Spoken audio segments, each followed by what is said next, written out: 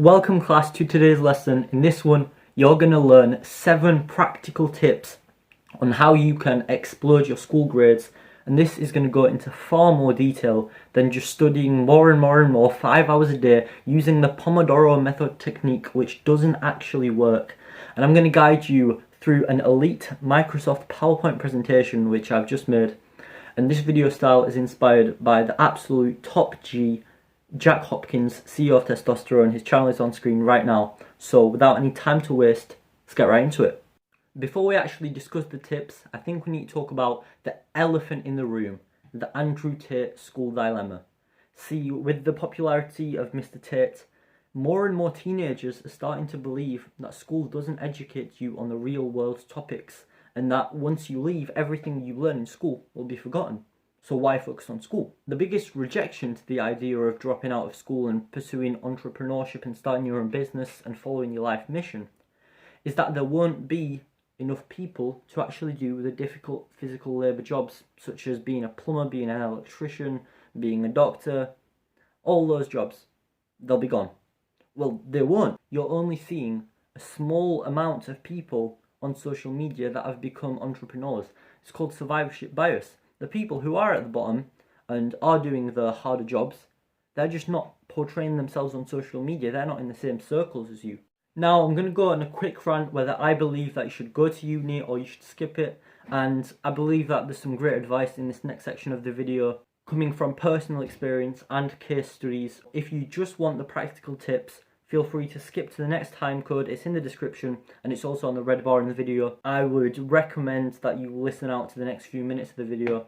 Now, for lots of people, the decision whether you should go to university or whether you should skip it is the absolute most important decision you will ever make in your life. Most people, by the time they reach 18, have not found their purpose. Your purpose is by far the most important thing in your life, right? People create a false sense of purpose within their university degree and think that once they graduate and once they get the money from the high-paying job, that will be your degree fulfilled. My cousin was someone without too much of a purpose, and we are part of the first generation of immigrants to come from Poland over to England, so obviously this was a fresh opportunity, something that no one's ever experienced before, right?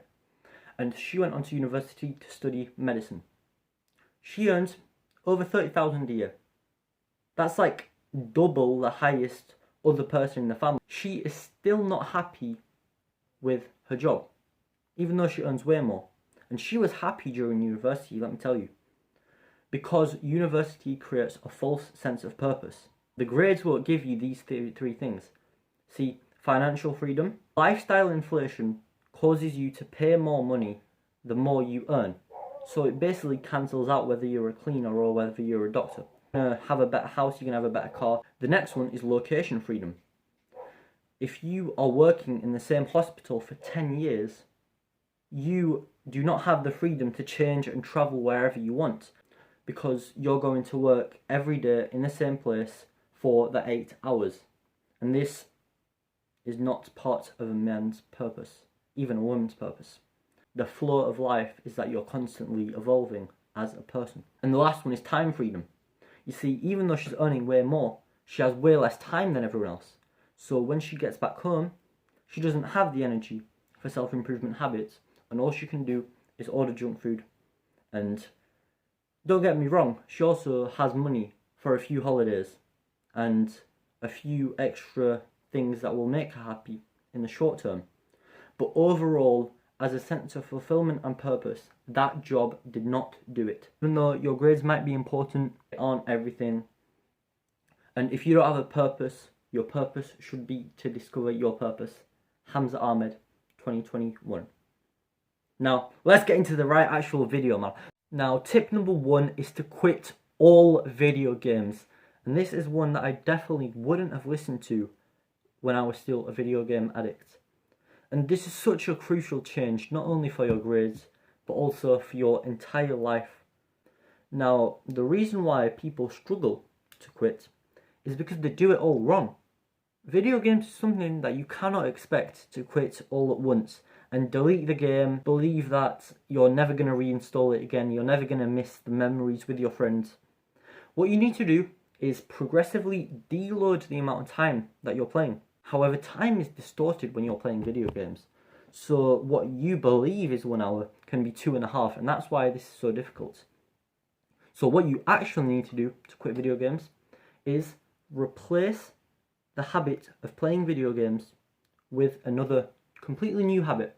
For example, running or going to the gym, or I don't know, drawing. See, the main reason why video games are actually so destructive towards your grades are because they swallow your focus completely. You see, I would have dreams about pickaxing people to death in Fortnite. I would have dreams about winning esports tournaments and being way better at games than I actually was. And I would spend my entire days in school thinking about what games I would play when I get home. So you can't even focus on your studying in school because you're thinking about what you're going to do on the video game.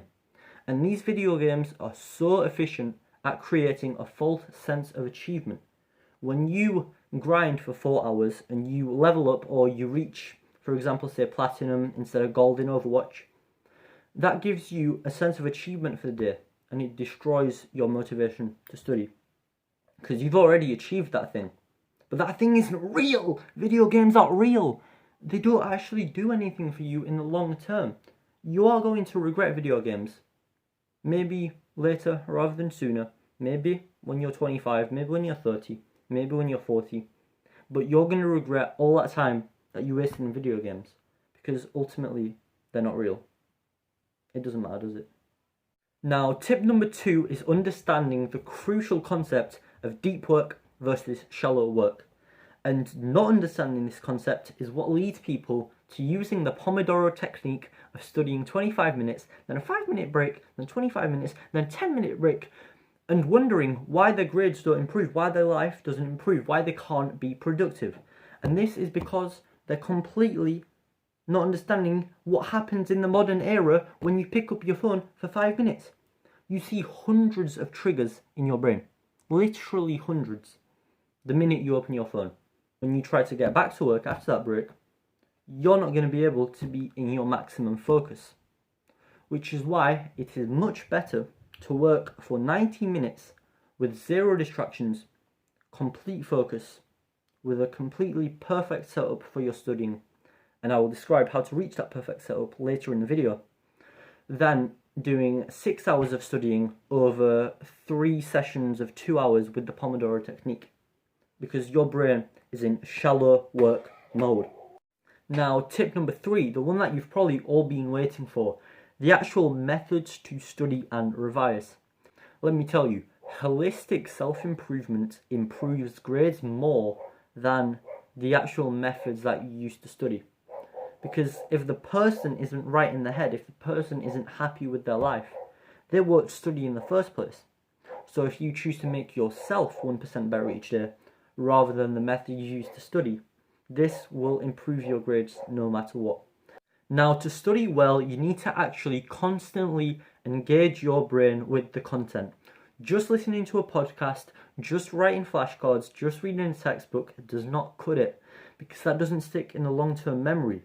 You see, if you're on the self-improvement scene, you'll most likely hear that consuming content on the internet is bad, and you limit your YouTube usage to 1 hour a day. But actually, when you're studying, YouTube is one of the absolute best methods that you can do. Watch a YouTube video, but also write notes while you're listening to it.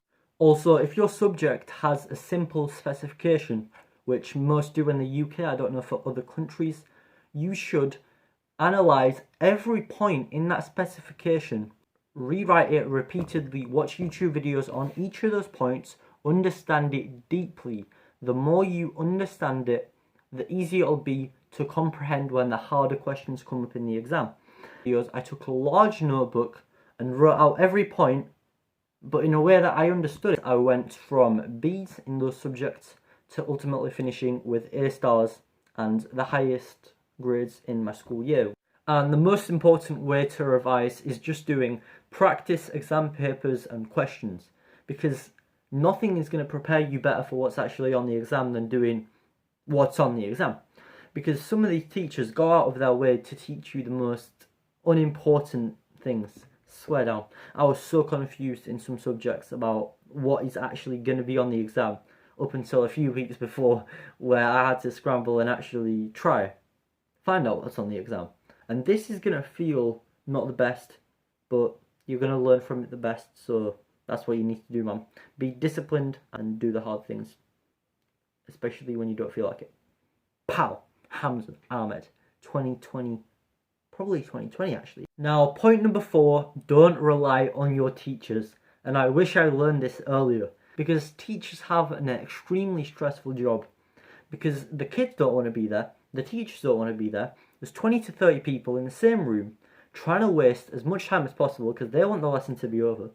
There's so many distractions in that room that it's impossible to focus for both parties involved.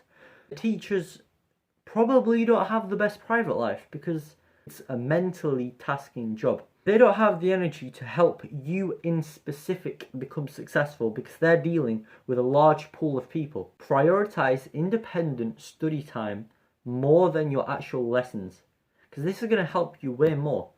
If you're by yourself in your room with the perfect workspace, as I'll describe later in the video how to get a good workspace, you will learn millions of times better than in that distracted classroom that you've been in for the last 3 years. The methods of studying and the methods of self-improvement that are on the internet are constantly evolving, but the methods of teaching and the curriculum and the way that teachers are being taught in university how to teach, I don't think that's changing. That's stayed the same for at least 30 years. Now, practical tip number 5, sleep properly. And the topic of sleep goes so much deeper than anyone thinks. The only thing you'll rarely hear from school about how to sleep is get 8 hours a day. And even that's not true. 8 hours a day isn't the perfect amount for everyone. And even if you're in bed for 8 hours, you are not sleeping for 8 hours, because no one in the world, not a single person, has 100% sleep efficiency. Because you're twisting and turning, you're taking 10 minutes to fall asleep, you're waking up in the middle of the night without even realizing it. So you're not going to be asleep all of that time. 8 hours is a myth. Now, let's explain further than that. Sleep occurs in 60 to 100 minute cycles, but it's usually nearer 100, so we'll say 90-minute cycles. So what you want to do, time from the time that you go to sleep to the time you wake up, 90 minutes blocks. Just like deep work, 90-minute blocks. And you want to make sure that every night you wake up at the end of one of these blocks. Because if you wake up in the middle, you're going to be feeling tired. The world's over for you. The day's over. You're not going to be productive. Now, what are some things that you can do to improve your sleep? The number one thing I found is buying LED lights around your room. As you can see up there right now, I'm just using them. You want to turn them red, because red light increases melatonin production. And melatonin is the thing that helps you sleep. I do this around half an hour to 45 minutes before I go to sleep. And it really relaxes you, it dials you down, no matter what you do, even if you're still on your phone at that time working or doing some Jeffrey stuff. Invest in a high quality memory foam pillow. I was sleeping on a horrible pillow for like 5-6 years. And by horrible, I mean it had like a cavity in the middle, which means my head, it was here, it was sinking into the middle of the pillow. When I was sleeping, my neck wasn't in the optimal position, it wasn't recovering. But if you get a solid, sturdy pillow, that will definitely improve your sleep. Make your room as dark as possible. No lights from the outside. Get a blackout curtain. Close your door. I don't sleep with the door closed because I have a cat and I need to sleep with my cat because my cat is quite cool. But invest definitely in some curtains to close your window and no natural light coming in. Only sleep when it's dark. Don't sleep when it's light. The body's circadian rhythm shows that sleeping when it's dark, and especially before midnight, so that time between 10 and midnight, is extremely important. You want to prioritize sleeping at the same time every day. A sleep schedule is crucial. Now, a tip that I hear so often about how you can improve your sleep is reading a book. Everyone wants to read a book before they go to sleep. Now, this is good because you learn.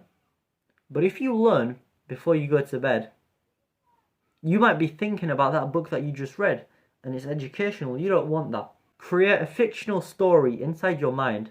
For example, imagine that you're Batman saving the day from Spider-Man and Superman jumping in, pow, pow, pow, pow, pow. Or visualize simply your future self and your success being on a yacht with Tens and Andrew Tate right there sitting beside you. Whatever you do, distract your mind, because your mind needs to be empty. Sleep is the time where your mind should be empty, but it can't be empty. You always have thoughts. So make the thoughts related to something that is fictional, not your current life situation. Now, as you can see, the next slide is a very controversial opinion about sleep. So let's get right into that. Now, lucid dreaming has been scientifically proven to improve sleep by a ton. And I have experienced this firsthand. I've been lucid dreaming for the last month and my sleep so much better. Most modern advice actually says that you should never interrupt your sleep. You should never interrupt the cycles in the middle of the night. I actually disagree with that science. If you wake up in the middle of the night, have a plan every night when you wake up that when you are going back to sleep, you tell yourself, I am going to lucid dream and I am going to remember that dream. Now you might be thinking, why am I going so detailed into sleep? Because sleep is 8 hours a day. That's so much time that your brain has time to think. Your brain isn't dead. Your brain is constantly thinking and reevaluating the school thoughts that you've just had. You need to take advantage of sleep to increase your chances of remembering your dreams.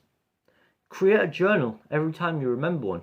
So creating that fictitious scenario in your head and actually doing things with your life will increase your chances of dreaming. Tip number 6, you need a clean workspace and a clean room. Now this is one taught by a world famous psychologist, Jordan Peterson, and you've probably heard this one before. But why? Why do you need a clean room?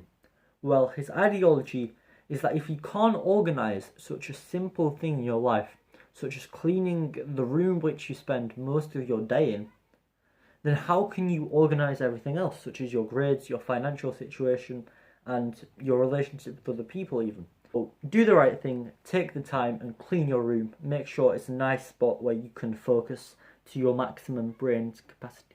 Now for your workspace, you need to make sure that it's isolated from distractions and ideally facing a wall.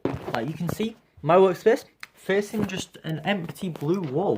The reason why this is effective is because you're not going to be distracted by a wall. But you need to make sure that the desk is quite large, quite sturdy. A very important rule is you only need one monitor. One monitor. No unnecessary devices. No computer, phone, iPad, MP4 player, tablet there. Then you have a second monitor for your Twitch streaming. You don't need that. Just have one monitor and that's it. If you need your phone, install the desktop version of the app that you have on your phone to maximize your productivity. Now, everyone talks about the place that you study being really important, whether it's in a library, it's in some studying club, or it's in your room. The place doesn't really matter. It's what you've associated with that place. If you have 3 monitors on your desk and it used to be a gaming setup, your brain's going to have thoughts about you gaming there, not working. Have a completely free from distraction environment which you only use for work. So don't sit down on this chair watching Netflix or watching pointless YouTube videos. Only sit down there when you're intending to get your work done. Now, tip number 7, the core idea of this video is that mental health overrides everything. You cannot follow the advice in this video if you don't have a solid foundation of base mental health. So, what does everyone say? Meditate. Now, the benefits of meditation are very, very true. And you should meditate. This is an example of the mainstream media actually not lying. But no one focuses on meditation because they believe it's boring. They believe you just sit down, close your eyes, 10 minutes, bang. What have you achieved? Nothing. You have achieved a lot. Your brain has been cleared. Your thoughts are in the right place. So, if you're a beginner, you think meditation is boring, step number 1, if you still want to meditate like normal, download the app Medito. Step number 2, you can try the Wim Hof method. This isn't as boring. Wim Hof is a very cool guy. You've probably heard of him. He jumps into ice. He has run a marathon in the Antarctic. He meditates a lot, but not in the normal way you'd expect. He uses a breathing method. A breathing method.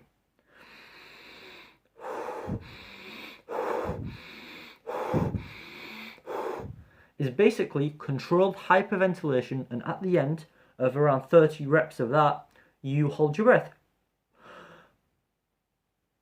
for as long as possible, and you do that for 3 sets, and it makes you feel absolutely amazing. Follow the Wim Hof method. It feels good. So many benefits to it. So many. I won't even explain it in this video. I might make a separate video about the Wim Hof method. Now, your diet has a huge impact on your mental health. What do? You try quit all the bad things. What do you eat now? You eat nothing. Well, don't do that. Keep the bad things in for a while. But add good things in systematically. Add the healthy foods in with good nutrition. And a good baseline to follow is, how many ingredients does it have? Like, for example, potatoes, you just have potato. Beetroot, you just have beetroot. Maybe some horseradish if you want it spicy. They're going to be great for you. They have no additives, no preservatives, nothing wrong that's going to mess with your mind. NoFap is a very complicated subject relating to your mental health. Because, think about it. If you save 6 hours by not fapping in a week, and you replace that with absolutely nothing, and during those 6 hours, all you can think about is being guilty or how you might relapse, you might fap again, then that's not going to improve your mental health. But if you replace fapping with another good habit, which you definitely should, speak from personal experience. See, I failed on NoFap many times until I reached a 382-day streak. And how did I achieve that streak? By actually doing things with my life and taking things into action, and not just sitting down and thinking, bro, how good would my life be if I could fap again?